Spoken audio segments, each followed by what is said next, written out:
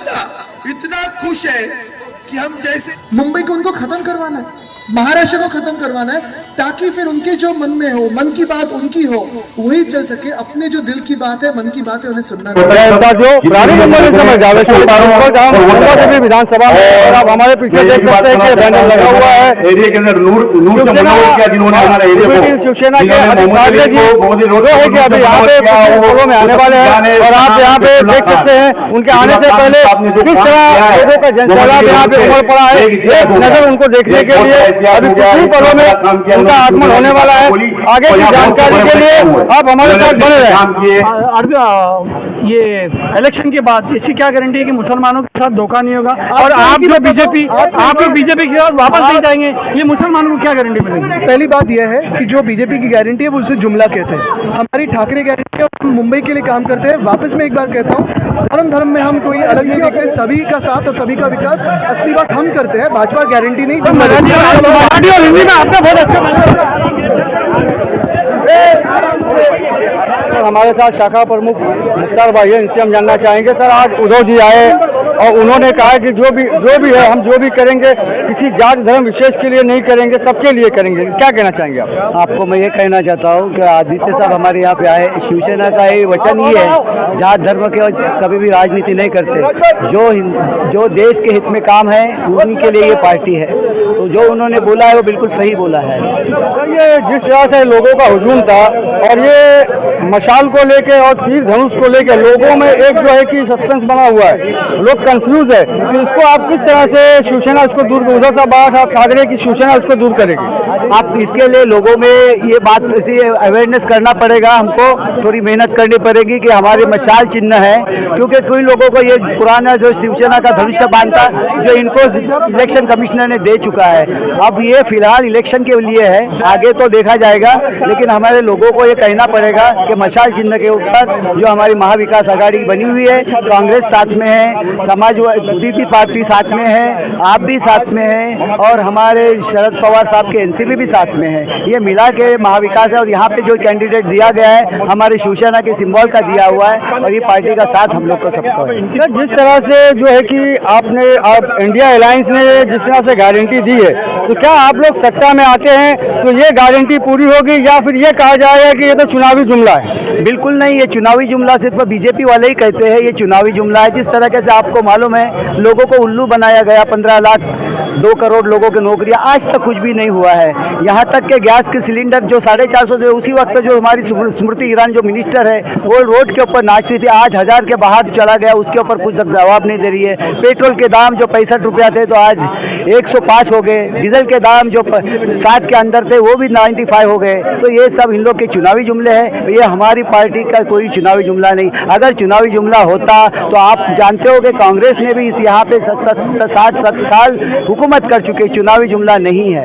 इन्होंने अपने एक विचार अलग करके 14 में चुन के आए और 19 में भी एक प्रोग्राम करके वो लोग चुन के आए। अब इन लोग के दिल, इनके दरवाजे बिल्कुल बंद हो चुके, जनता के दिलों में आज बिल्कुल साफ ये हो चुका है कि महाविकास आघाड़ी को चुनना है। और जिस तरह से हम जिन लोगों से साथ मिलते हैं तो ये आज ही ये महाराष्ट्र में तो बिल्कुल मुस्लिम तबका जो है, मैं बहुत सारे जहाँ मैं कोकन से रहता हूँ, हमारे कोकन में एक सुनील तटकरे जो है वो अजित पवार के साथ में जा चुके हैं। अब उनको मुसलमानों के वोटों के ऊपर जो चुन के आए थे, अब मुसलमानों के पास खेड़ करके जगह है, तालुका खेड़ है, दापोली खेड़ है, मसला श्रीवर्धन के लोगों ने ये कह दिया है कि इस वक्त तुम्हारे लिए दरवाजे बंद है, आपने अपने मफाद के लिए ये पार्टी छोड़ी है। और तुमने ये 15 साल में जब जो हुकूमत की, 15 साल मिनिस्टर थे, मंत्री थे, तो जब क्या तुमने विकास नहीं देखा? अब विकास के मुद्दे पे तुम बात कर रहे हो, लोगों को उल्लू बना रहे हो। अब लोग उल्लू जैसे नहीं रह चुके हैं, अब इन लोग के पैरों की सब जमीन हिल चुकी है। जिस तरह से आज आदित्य जी आए और जिस तरह से एक मुस्लिम बहुल इलाका है, जिस तरह से लोगों का जनसैलाब उमड़ पड़ा उनको देखने के लिए एक नज़र, तो इस पर आप क्या कहेंगे? क्या माना जाए इसको कि आने वाला जो चुनाव है उसको किस तरह से आप देखें? आपने देखे कि लोगों में कितना हुजूम था, लोग कितने जवान बच्चे, यंग जनरेशन इतना खुश हो चुका है कि इस तरीके से जिनका स्वागत हो चुका है आदित्य साहब का, तो ये वोटों में तब्दील होने वाला है इंशाअल्लाह ताला। सर, एक सवाल सवाल मेरा और है, जैसे अभी जो है इंटरनेशनल लेबर ऑर्गेनाइजेशन ने रिपोर्ट दी है कि 83% जो है बेरोजगार है देश के अंदर, जिसमें 66% जो है पढ़े लिखे हैं। तो अगर आप लोग सत्ता में आते हैं, इंडिया अलायंस आती है, तो इसको किस तरह से कवर करेंगे? अगर इंडिया अलायंस अगर सरकार में आ जाती है तो पहले जो बेरोजगारी है इसके ऊपर तवज्जो दी जाएंगी। जो यंग जनरेशन है, आपको मालूम है ये पढ़े लिखे, हमारे आदित्य साहब पढ़े लिखे हैं, वो ज़्यादा करके डेवलपमेंट के ऊपर बात करते हैं। अब उनका नाम भी हो चुका है हर जगह पे, इंटरनेशनल लेवल पे भी उनका नाम, टूरिज्म के हिसाब से भी। तो आपको मालूम है कि लोगों को जो जवान यंग जनरेशन, उनको ये नौकरियाँ उपलब्ध करने वाले हैं।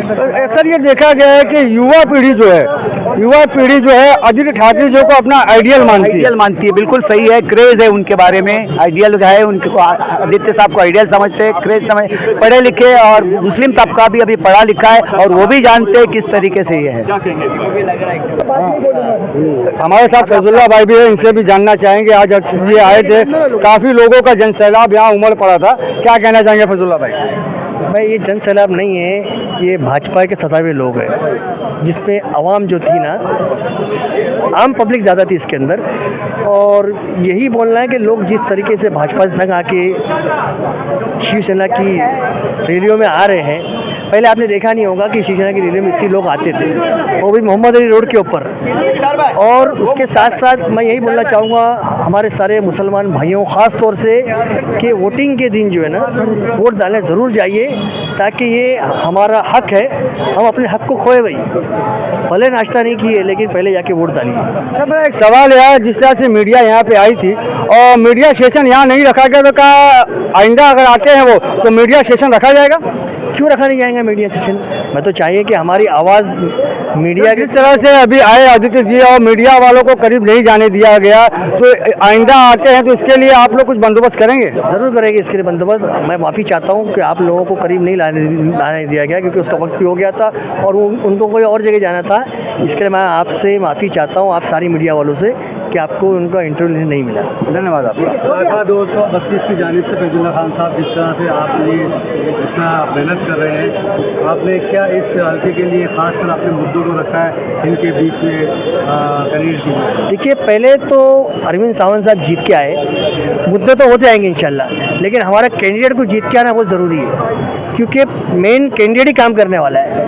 अगर कोई दूसरा कैंडिडेट आएगा तो फिर हम तो उससे भी चले जाएंगे। इसीलिए पहले हमको अरविंद सावंत साहब को जिताना है, काम तो हम उनसे करा लेंगे। हमारी शाखा खुली है, वो कभी भी आए। जिन लोगों को आपके चैनल के माध्यम से मैं चाहता हूँ, जिन लोगों का काम है हमारा, तो आप आइए। वैसे भी हम लोग बिना अरविंद सावंत साहब के बहुत काम कर रहे हैं, उनकी हमको ज़रूरत नहीं है अभी फ़िलहाल। हम लोग जैसे हम लोग ने इलेक्शन कार्ड बना दिए, वोटर कार्ड बनाए, हॉस्पिटलों का काम कर रहे। जब से शाखा खुली 2.5 साल से करीबन लगभग यही काम कर रहे हैं। अरविंद साहब की हमको ज़रूरत भी नहीं पड़ी, वहाँ तक हमको पहुँचना नहीं पड़ रहा है, हम खुद ही काम कर ले रहे हैं उनके लिए। ये बहुत तो जहाँ सिराज साहब का कहेंगे, आज के समय हर काम हुजूम पड़ा, उमड़ पड़ा यहाँ पे, और क्या आगे चल कर के आपके ये काम रहेगा? नहीं, मैं इसके बारे में आपको कहूँ, एक ही जुमला कहूँगा, फैजुल्ला भाई ये शाखा के ऊपर काफ़ी काम कर रहे हैं। और आदित्य जी वो नाम है जो काम का काम है, काम का नाम है। अगर आपको कुछ भी काम करना है, आप एक मैसेज करिए, आपका काम हो जाएगा। और हमने तो ये महाविकास आघाड़ी सरकार को देखा कोविड मोमेंट में काम करते हुए, खासतौर पर ठाकरे परिवार को, चाहे उद्धव साहब हों चाहे आदित्य जी हों। आप एक मैसेज करिए, कोविड मोमेंट में जितना आदित्य जी ने हमारे साथ मिलकर काम किया, मैं नहीं समझता हूँ कि किसी और मिनिस्टर ने काम किया होगा। मैं समझता हूँ कि कोविड मोमेंट के अंदर हमने जहाँ उनको रिलीफ की बात करी, वहाँ उन्होंने रिलीफ भेजा। जहाँ पे जिस चीज़ की, जब लोग ऑक्सीजन के बाटले के लिए परेशान थे, तो हमारे एक आवाज़ के ऊपर उन्होंने जितने चाहिए थे हमको उतनी फैसिलिटी के साथ में ऑक्सीजन बाटले दिए। तो एक आदमी जब एक कदम चलता है तो मुसलमान है, वो एक कदम चलेगा तो मैं इंशाल्लाह ताला उसके साथ 10 कदम तो ज़रूर चलूँगा। और इस गवर्नमेंट ने क्या किया है सब जानते हैं। और महाविकास आघाड़ी सरकार के कैंडिडेट के सारे लोगों को आप कामयाब करें, और ख़ास तौर पे उद्धव बाला साहब ठाकरे के कैंडिडेट, जो इनके 21 कैंडिडेट है, अगर आपने उनको सबको कामयाब कर दिया तो किसी की मजाल नहीं कि महाराष्ट्र के अंदर कोई किसी की नुमाइंदगी को कोई कट कर सके। ये एक ऐसा आदमी है जिसके आवाज़ के ऊपर सारे लोग लब्बैक कहते हैं। इसलिए मैं खुसूसन 19 तारीख के दिन, इलेक्शन के दिन, लोगों से दरख्वास्त करूंगा कि आप अपना वक्त निकाल कर वोट करें। अरविंद सावंत को, हमारे साउथ मुंबई से कैंडिडेट हैं, उनको कामयाब करो, भारी मतों से कामयाब करें। वो ऐसा आदमी है कि आधी रात में आप फ़ोन करेंगे, मैसेज करेंगे, आपको फ़ौरन वो रिप्लाई करेगा। अब मतलब एक मैसेज के ऊपर जब आपको रिप्लाई मिलता है तो उसके आगे कोई बातचीत करने के लिए बात बचती नहीं है। जैसे आप आदित्य शास्त्री जी की बात कर रहे हैं, कहीं ना कहीं जब देखा जाए तो बहुत से मसाइल है, कब्रिस्तान के मसाइले, औकाफ के मसाइले, इस मामले को लेकर कभी आपने इस बात को आगे बढ़ाया? आप इस बारे में किसी भी कब्रिस्तान के बारे में बात मामला आ रहा है, आप किसी भी कब्रिस्तान के बारे में बात करिए मुझसे कि अगर वो मामला हमारे पास आया हो और आदित्य जी ने ना किया हो, ये गुंजाइश की बात नहीं बचती है। अगर मैं छोटा सा एग्जांपल देता हूँ, चाहे वडाला कब्रिस्तान का मामला हो, चाहे वडाला में टॉयलेट लाइब्रेरी का मामला हो, ये आदित्य जी ने सॉल्व किया है और एक भारी फंड के साथ में लोगों का काम किया है। चाहे लोग 10-20 लाख रुपए दे के लाखों रुपए के बैनर लगा देते हैं, लेकिन आदित्य जी ने करोड़ों रुपया खर्चा करने के बाद भी उनका एक बैनर भी वहाँ नहीं लगाया।